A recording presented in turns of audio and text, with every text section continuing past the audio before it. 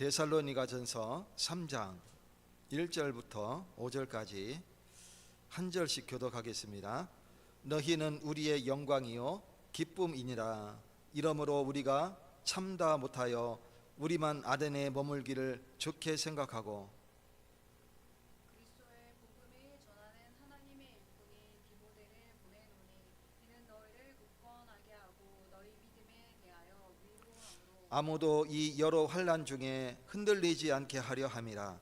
우리가 이것을 위하여 세움을 받은 줄을 너희가 친히 알리라. 우리가 너희와 함께 있을 때 장차 받을 환난을 너희에게 미리 말하였는데 과연 그렇게 된 것을 너희가 아노니까. 같이 이러므로 나도 참다 못하여 너희 믿음을 알기 위하여 그를 보내었노니 이는 혹 시험하는 자가 너희를 시험하여 우리 수고를 헛되게 할까 함이니. 아멘. 환난은 이기는 방법, 오늘 말씀 제목입니다. 어떻게 환난을 이길 수 있을까요? 오늘 큰 은혜 받는 날 되시기를 축원드립니다. 사람은 누구나 내게 환난이 없고 평탄한 길 가기를 소원하죠. 그래서 내 인생길이 탄탄대로로 쭉 뻗어 있어서 고속도로와 같이 씩 달려가기를 소원합니다. 얼마나 좋겠습니까? 그러나 성경에는 뭐라고 기록하고 있냐면 너희가 환난이 없게 하겠다가 아니고 환난을 이기라고 그럽니다. 내 이름으로 환난을 이기라. 환난은 우리에게 주십니다. 그리고 성경에는 우리에게 환난이 예비되어 있다고 그랬어요. 고난의 길을 걸으라 하겠어요.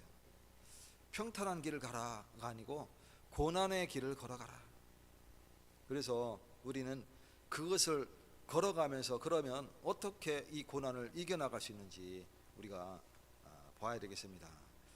오늘 데살로니가 교회에 지금 사도 바울이 충격적인 말을 전하고 있죠. 뭐라고 전했냐면 우리가 이것을 위하여 세움을 받은 줄을 너희가 친히 알리라. 뭔 말이냐면 여기서 이것이라는 것은 환난을 얘기하는 거예요. 우리가 이것을 위하여 세움을 받은 줄을 너희가 친히 알리라. 이 바울 사도와 같이 팀을 이뤄서 전도하는 이 전도팀이 수많은 환난을 당합니다. 근데 이것은 이미 바울이 그것을 감수하고 고난받기로 작정하고 주님의 말씀을 전하기로 결단한 것입니다. 그러니 우리가 고난받는 것을 너희가 친히 알리라. 지금 이렇게 얘기하는 거죠. 그래서 이 본문은 환난을 피하는 것이 아니라 이 환난을 이기는 것을 분명히 보여주는 그 내용입니다. 바울이 어떻게 환난을 이겼을까요? 첫 번째로 이 환난은 성도의 삶에 반드시 있는 것이 하나님의 계획입니다. 하나님의 뭔 계획이 성도에 믿는 자에게 환난을 갖다 주실까요? 성경에는 그렇게 기록하고 있습니다. 환난이 없으면 얼마나 좋을까요? 근데 환난이 없던 아담과 하와는 믿음이 연약해졌어요. 힘이 잊었어요. 결국은 범죄하게 되고 하나님을 떠나게 됐습니다. 오늘 저와 여러분이 환난이 왔는데 이 환난은 나에게 주신 하나님이 예정된 길이구나 붙잡으시기 바랍니다. 그렇다면 이 환난을 회피해서 가는 것은 돌아서 이렇게 회피해서 가는 것은 주님의 뜻이 아닙니다. 그래서 환난이 오는 것은 정상이고 우리가 믿음이 없어서 오는 것이 아닙니다. 환난이 오는 게 네가 믿음이 없어서 그렇다 이렇게 얘기하시는 분들 간혹 계신데 절대 그렇지 않습니다. 믿음 때문에 오기도 합니다. 환난은. 요한복음 16장 33절에 세상에서는 너희가 환난을 당하나 담대하라. 내가 세상을 이겼노라. 이 말씀 붙잡으시기 바라요. 우리가 환난 올 때에 주님 붙잡으시기 바랍니다. 주님이 나와 함께 하심을 누리시기 바랍니다. 주님 뜻이면 내가 고난을 감수하겠습니다. 주기철 목사가 자기에게 닥친 그 환난을 회피했으면 어떻게 됐을까요? 그는 회피하지 않았습니다. 겸허히 받아들였습니다. 웃으면서. 사도행전 14장 22절에 우리가 하나님의 나라에 들어가려면 많은 환난을 겪어야 할 것이라. 이 환난은 성도를 넘어지게 하려는 사탄의 도구가 될 수 있습니다. 오늘 본문에도 분명히 이야기하고 있죠. 사탄의 도구라고 이야기하고 있습니다. 그래서 4절에 보면 우리가 너희와 함께 있을 때에 장차 받을 환난을 너희에게 미리 말하였는데 과연 그렇게 된 것을 너희가 아느냐. 그러므로 나도 참다 못하여 너희 믿음을 알기 위하여 그를 보내었느니 이는 혹 시험하는 자가 너희를 시험하여 우리 수고를 헛되게 할까 함이다. 지금 너희 믿음을 흔드는 자가 있어서 그것을 너희 믿음을 무너뜨리는 자가 있다라는 소식이죠. 사탄의 계획이 도구냐? 환란이. 이 환란이 오므로 말미암아 내가 사탄의 도구가 돼서 이 환란 자체가 나를 넘어뜨리는, 믿음에서 넘어뜨리는 사탄의 도구가 될 수 있다는 얘기죠. 그래서 바울은 사탄이 환란을 통해서 성도의 믿음을 흔들 수 있는 그것을 알고 있었기 때문에 오히려 지금 그리스도 언약을 붙잡으라고 얘기하고 있습니다. 사탄의 도구냐, 주님의 계획이냐, 동전의 양면입니다. 경기할 때 보면 심판이 가운데 서서 동전 하나를 딱 보여줍니다. 앞뒤면을 다. 이쪽 면은 너, 뒤쪽 면은 너, 이쪽 해가지고 딱 던집니다. 딱 받습니다. 딱 펼쳤을 때 앞면이면 이 팀 먼저 공격, 뒷면이면 이 팀 먼저 공격. 앞뒷면이 다르죠. 하나님의 계획과 사탄의 도구는 환란이라는 이 동전이 왔을 때에 앞뒷면이에요. 그래서 내가 앞을 보고 있느냐, 뒷면을 보고 있느냐, 천지차이입니다. 하나님의 계획으로 보느냐, 사탄의 도구로 보느냐, 다 완전히 달라집니다. 그래서 우리는 주님의 계획임을 붙잡고 믿음의 용사로 서야 되겠습니다.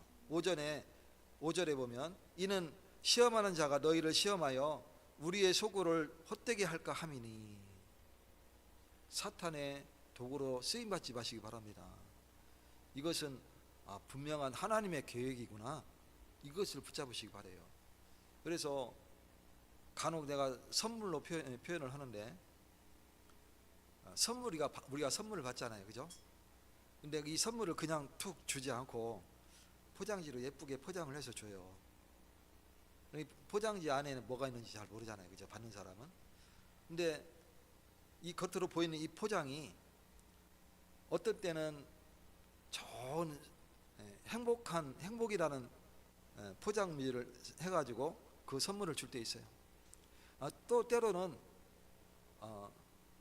좋지 않은 환란이라는 포장지를 씌워서 이 선물을 줄 수도 있어요. 포장지가 중요합니까? 그 안에 선물이 중요한 겁니까? 포장지는 아무것도 아니에요. 그 내용물이 중요한 거잖아요, 그죠?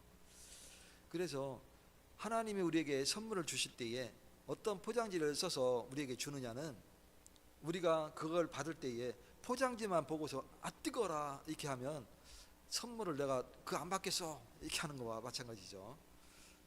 그렇기 때문에 감사합니다. 감사함으로 받으시기 바랍니다. 환난은 동시에 성도를 성숙하게 하는 하나님의 도구가 될 수 있습니다.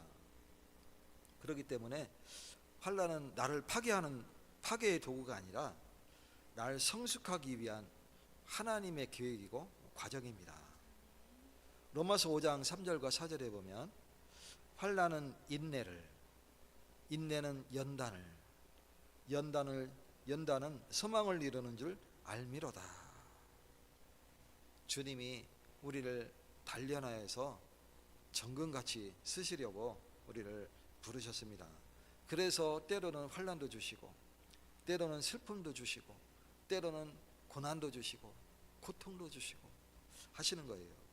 그게 다 우리에게 하나님의 계획을 이룰 중요한 하나님의 뜻인 줄 믿으시기 바라겠습니다. 그러니 그것을 회피하지 말고 직시하고 직면한다고 그러죠. 직면해서 직관하시기 바랍니다. 정면으로 뚫고 가시기 바랍니다. 그러면 이 환난을 이기는 첫 번째 방법이 뭐냐? 바로 믿음을 굳게 세우는 거예요.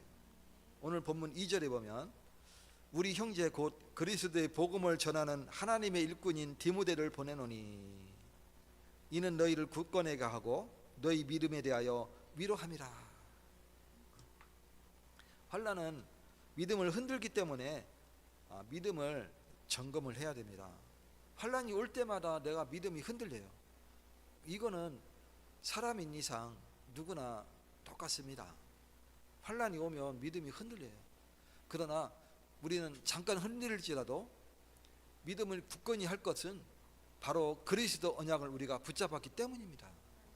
그래서 그것을 위하여 바울 사도가 디모데를 지금 데살로니가 교회에 지금 대신 보낸 겁니다. 그래서 디모데를 내가 너희에게 보냈다. 오늘 본문 2절에 말씀하고 있는 겁니다. 누가복음 22장 32절에 내가 너희를 위하여 네 믿음이 떨어지지 않기를 기도하였노니, 예수님이 말씀합니다. 내가 너를 위하여 네 믿음이 떨어지지 않기를 내가 기도하였다.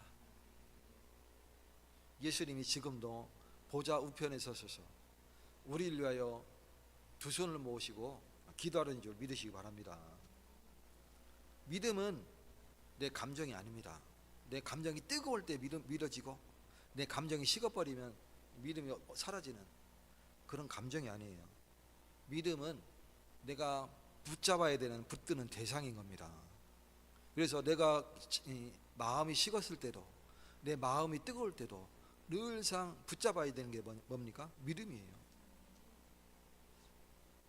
그래서 하나님을 신뢰하는 결단인 겁니다. 오늘 주님을 신뢰하시는 날 되시기 바랍니다.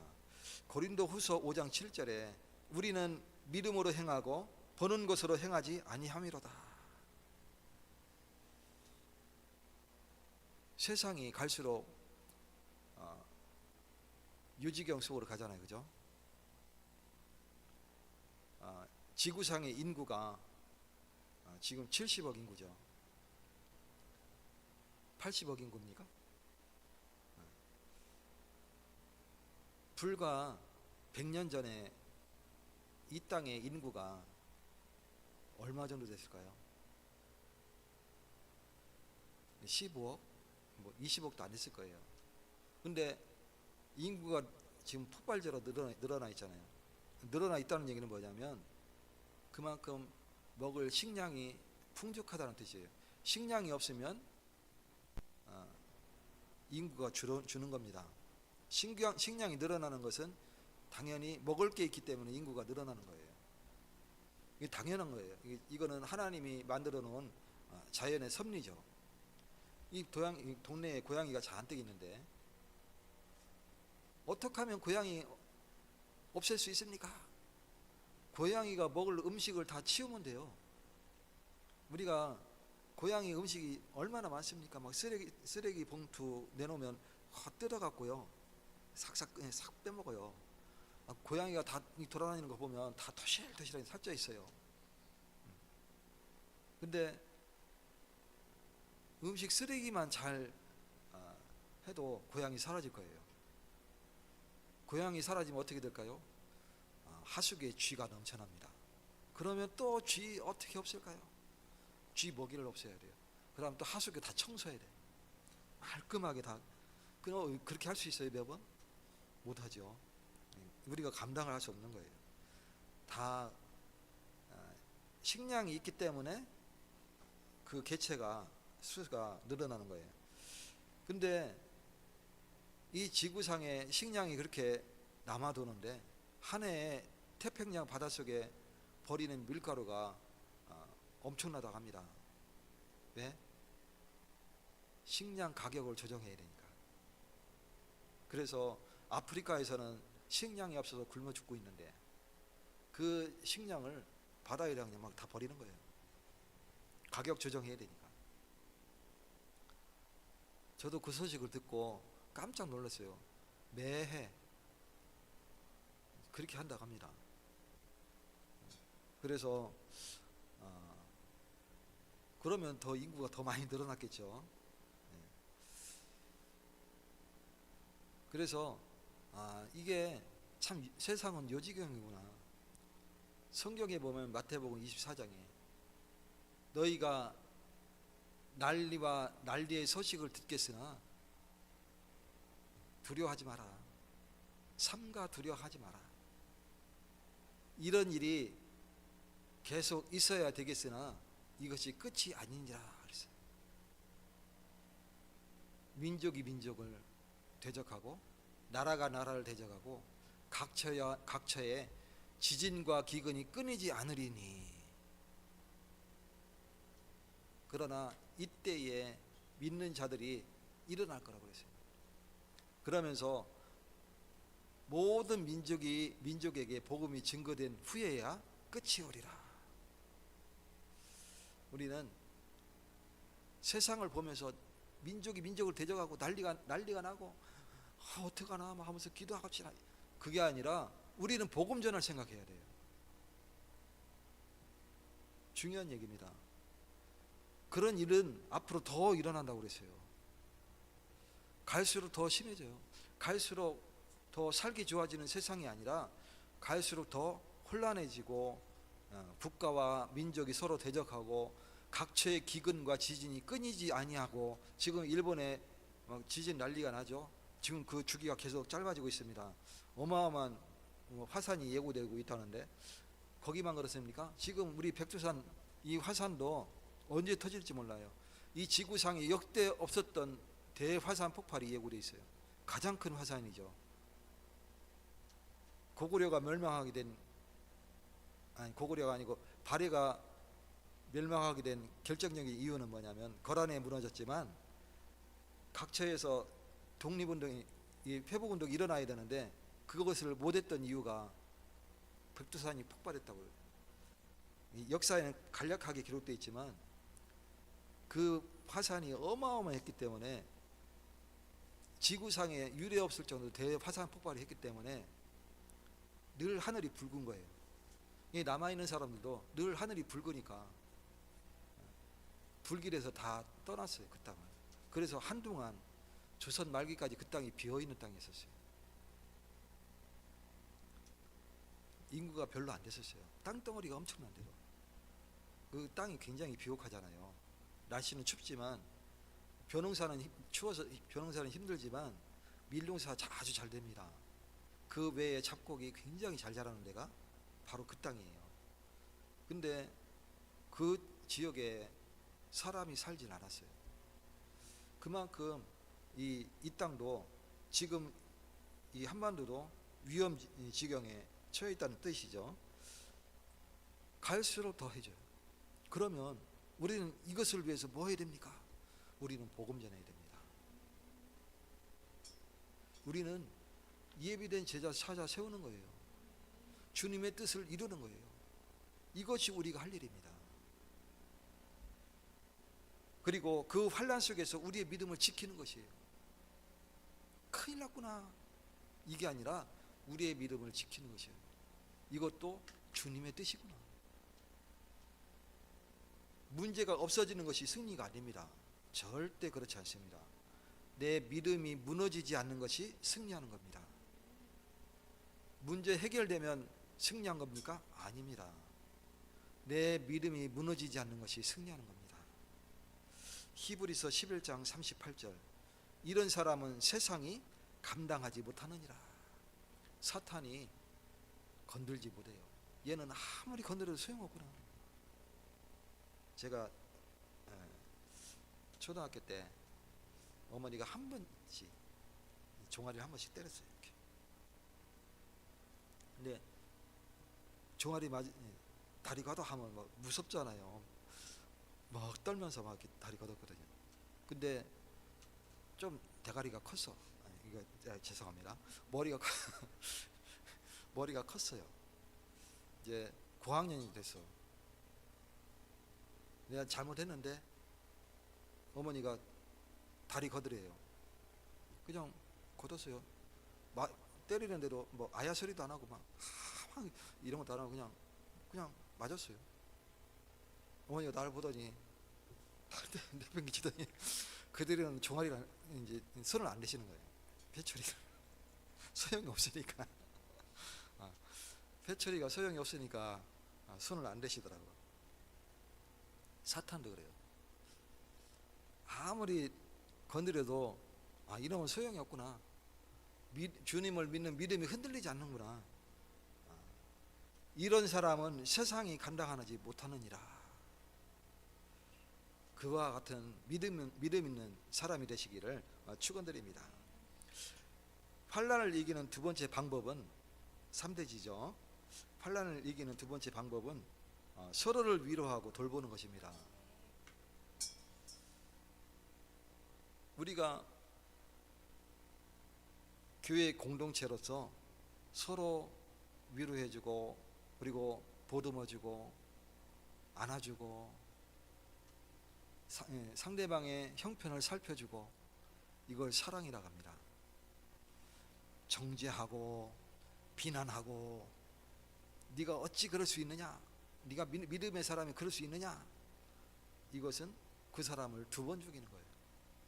그래서 환난을 이기는 방법은 바로 서로 위로하고 돌보는 것입니다.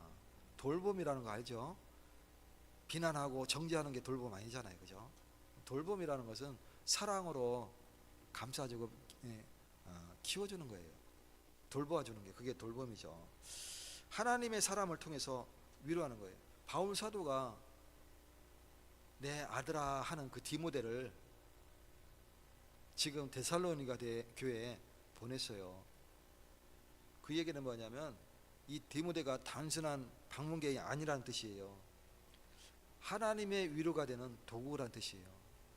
그만큼 믿음이 성숙한 제자였었어요. 그래서 이 디모데를 보낼 때는 너희의 환난을 내가 듣고 디모데를 보내니 너희를 위로할 자라 지금 이야기하고 있습니다. 2절에 보면 우리 형제 곧 그리스도의 복음을 전하는 하나님의 일꾼을 보내노니, 그리스도 복음의 말씀을 전하는 그 말씀을 통하여 너를 위로할 일꾼을 내가 보낸다 말하고 있습니다. 고린도 후서 1장 4절에 우리로 하여금 하나님께 받은 위로로서 모든 환난 중에 있는 자들을 능히 위로하게 하시는 이시로다. 오늘 저와 여러분이 주님을 통해서 말씀을 통해서 위로받으시는 날 되시기 바랍니다. 내 믿음이 굳건해지는 것이 승리의 길입니다. 환난을 해소하는 것이 승리가 아니고 내 믿음이 무너지지 않는 것이 승리하는 겁니다. 믿음의 공동체는 환난 속에서 더욱 필요합니다. 그래서 우리가 교회 공동체라고 하는 거예요. 이 공동체는 사랑의 공동체입니다. 우리가 기도의 공동체지만 또 말씀의 공동체고 예배 공동체고 우리가 같이 나아가는 합력하여서 선을 이루는 공동체지만 바로 사랑의 공동체입니다. 그리고 우리는 환난이 올수록 우리 교회와 성도의 교제가 더 중요한 겁니다. 이 성경에서도 분명히 말씀하고 있어요. 이 전도서에 보면 구약의 전도서 보면 주옥 같은 말씀들이 쭉 기록되어 있잖아요, 그죠? 4장 2절에 보면 4장 12절에 한 사람이면 폐하가 없겠니와 발음 참 다시 하겠습니다. 한 사람이면 패하겠거니와 두 사람이면 맞설 수 있나니. 혼자는 패한다. 그러나 둘이 있으면 맞설 수 있다. 우리 옛말에도 비슷한 말이 있죠. 백지장도 맞들면 낫다. 그 한지 백지 무게 얼마나 되겠습니까? 근데 그것도 서로 맞들면 더 가볍다 이 뜻이죠. 종이가 무거워서 그것을 같이 들겠어요? 그것을 같이 드는 서로의 마음을 느끼는 거예요. 자꾸 서로 탁 쳐요. 그게 아니고 그것을 서로 들고자 하는 그 마음을 서로 느끼는 거죠. 그래서 백지장도 맞들면 낫다 이렇게 얘기하는 겁니다. 이 서로를 돌보는 교회가 환난을 이깁니다. 환난을 이기는 교회는 능력이 많은 교회가 아닙니다. 사랑이 살아있는 교회가 환난을 이기는 교회예요. 갈라디아서 6장 2절 너희가 짐을 서로 지라 그리하여 그리스도의 법을 성취하라. 서로 이 짐을 내가 지겠소. 아니요 내가 지겠소. 우리 같이 집시다. 이러한 교회가 되어야 되는 거예요. 그리하여서 무엇을 성취하라고? 그리스도의 법을 성취하라고요.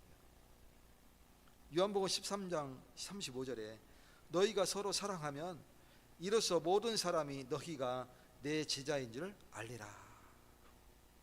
너희가 서로 사랑하면 이로써 모든 사람이 너희가 내 제자인 줄 알리라. 너희가 서로 다투면 내 제자가 아니다라는 뜻과 같죠. 이 교회는 다툼이 있는 교회는 우리가 조금 다시 생각해 봐야 됩니다.